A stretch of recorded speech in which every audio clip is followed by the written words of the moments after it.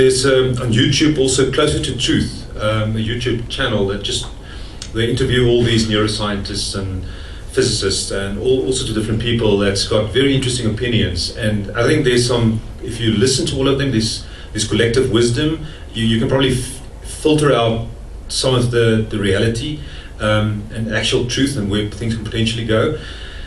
And when you listen to that and distill things, you realize that yes, that could be possible. I'm not sure if in our lifetime, but it could be possible. So yeah, so we got to be careful. That's why we're entering a dangerous world. Yeah. Any other questions? Yes. So Craig from Flight Center Travel Group. Yes. So artificial intelligence, all of your slides have been, okay. Can you all hear me?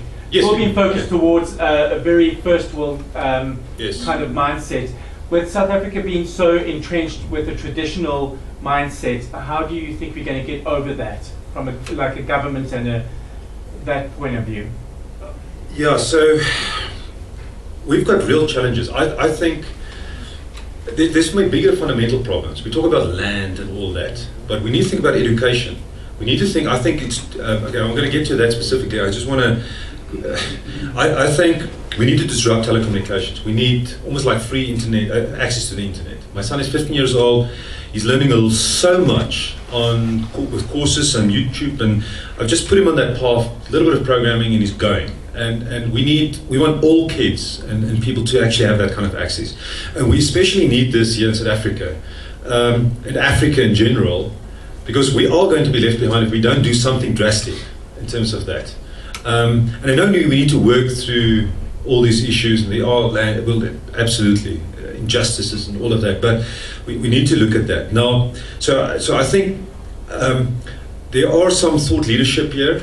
We are going to speak to government as well via some of the business initiatives that I'm busy with, and also non-profit initiatives.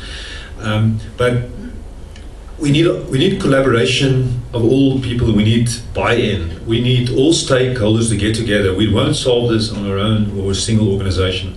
It's going to be the business sector, the public sector. We all need to get together and see this as something very serious. You can see that the first world is taking this incredibly serious.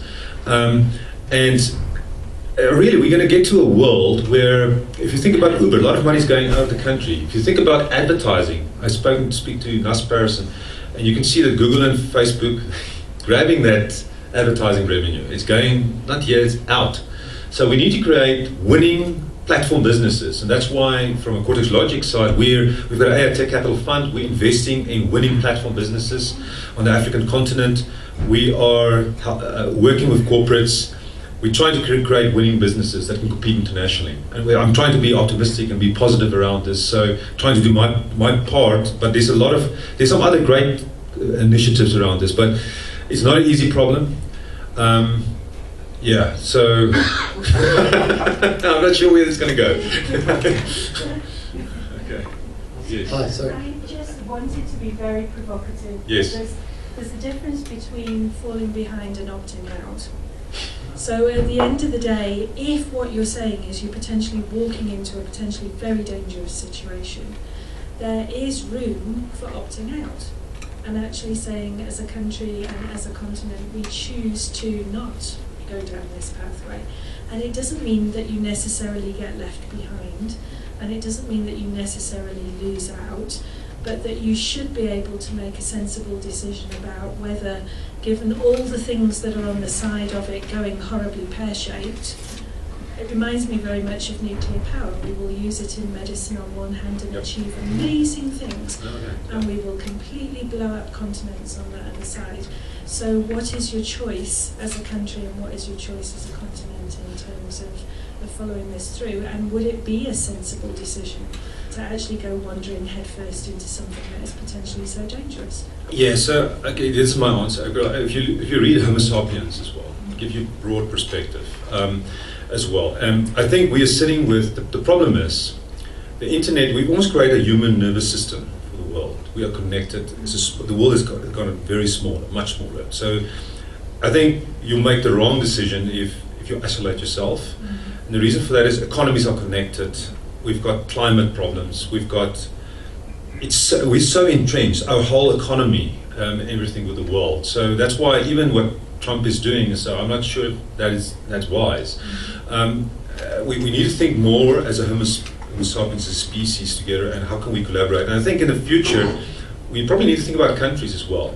Maybe we're going to move towards a world where there's more smart cities connected in this web, and we've got more influence around the area where you live, more direct democracy and influence in terms of what's happening around this, but you're connected with the world. And you, so I think it's probably going to be more, that's probably more the solution. And in that kind of world, I can't see how you can just be, you can obviously try and opt out as a smart city. I'm just isolated. Well, it's going to be interesting. I'm not sure. So it's the Wakanda dilemma, isn't it? That's fiction. That's fiction. Yes, it is. Hi, sorry, Robin from Investec. So if you have a look at your graph and you have a look at where AI is going to be taking over, it's blue collar work, and it's a proportion of a lot of it is. So you're looking at truck drivers, you're looking at agriculture, you're looking at manufacturing. That's blue collar work. So if you look at most of society, and if you look at South Africa in particular, that's most of society. So you're setting yourself up for civil unrest if you go down the route of AI. Exactly right. So this is where we need to be wise and think. We need to create those jobs. We need to think about even an Uber driver. How do you make it more human centric? How do you create? You need to think about every job and project forward, and see how do we create this and make it more valuable. Teaching. Why is it not being? We're not paying that properly. We need to change the way we value human-centric type of jobs. So I think it is a kind of a function of the current economic system, the way we value jobs and stuff. That's why we sit where we sit. Why do we want humans to do repetitive stuff, routine stuff? We've got a human brain. We've got everybody. Let's reward creativity. Let's reward compassion, love, human-centric. I don't think entertainment is going away. There's so many other things, artists being artists and so forth. So I think we just need to be creative. Imagine a better world and create that kind of world. So I don't think we should get stuck with the current scenario, but it requires something dramatic and drastic, and so that's why it's not going to be simple and easy. I think we're in for a tough road. Yeah. Hi. We've got 2 minutes and I have to run. Yes, sorry. Yes, please. Hi. I really enjoyed your whole evaluation on people. I'm a reward strategist, and I think for me it's concerning that, yes, the lower levels of one would say intelligence is not going to be there. But I think for me, I want to know, you talk about shape up. Obviously, as countries, we need to speed up and scale up, right, before we shape up. What is the measurement? How far are we? So I'm not going with opt out. We need to speed up and we need to move forward, because the technology in terms of manufacturing is definitely here. I see it. I work for Mondelez. Our competitors are sitting in Germany because of innovation, what they're doing. How far are we, and how fast do we need to speed up to catch up? Have you measured this? I feel kind of, I've seen situations where we've leapfrogged. M-Pesa in Kenya, for instance, in financial services. I think we can leapfrog with medicine. If you think about the way we work with medicine in the African context. So I see there's a lot of opportunities where we can leapfrog and we can create really competitive solutions that we can take internationally as well. So that's the opportunity. Another one, I was, just before I started Cortex, I was at Jumo. Jumo's next generation mobile money marketplace. And they're doing mobile microloans and those type of things via feature phones.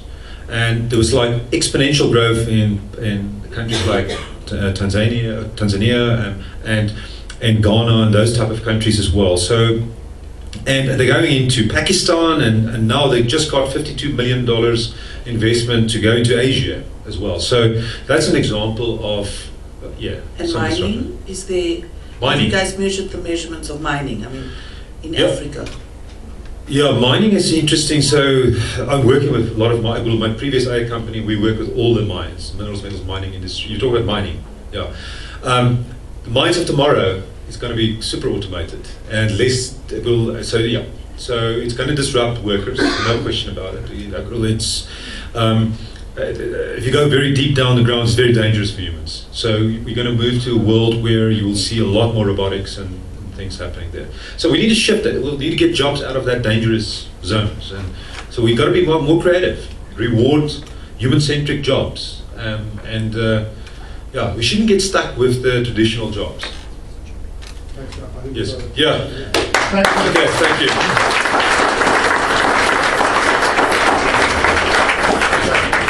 Before you go, yes. On behalf of the membership, a small token of our appreciation. Thank you very much. Which has currency in Cape Town, I can promise you. Cool. Thanks. You start your running. I know you've got to get to the airport. Yeah. As we suspected. Thanks.